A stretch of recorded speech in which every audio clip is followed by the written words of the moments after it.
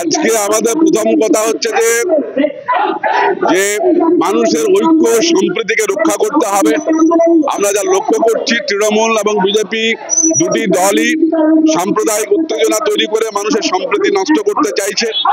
আমরা সেজন্য মানুষকে আশ্বস্ত করতে চাই যে সম্প্রীতি রক্ষা করুন, মানুষের ঐক্য বজায় রাখুন।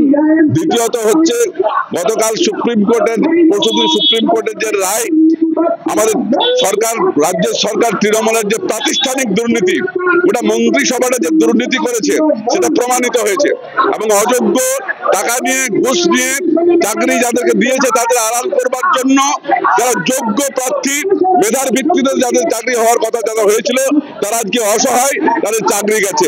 আমরা বলতে চাই এদের এই আড়াল করার বিরুদ্ধে, অযোগ্যদের আড়াল করার প্রতিবাদে যোগ্যদের যে চাকরি গেল তা অবিলম্বে যোগ্যদের চাকরি ফিরিয়ে দেওয়া দিতে হবে।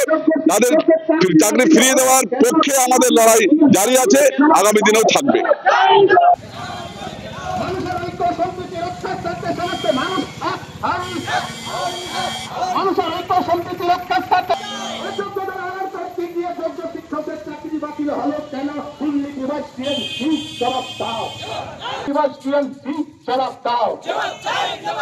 তৃণমূলের প্রতিষ্ঠানিক দুর্নীতির কারণে যোগ্য শিক্ষকের চাকরি বাতিলের বিরুদ্ধে সমস্ত মানুষ এক হন।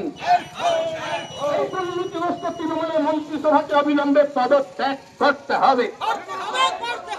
এই দাবিতে আমাদের আন্দোলন চলবে।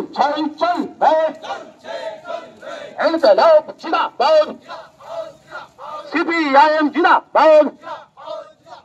মানুষের ঐক্য সম্প্রীতি রক্ষার স্বার্থে সমস্ত মানুষ এক হয়নি।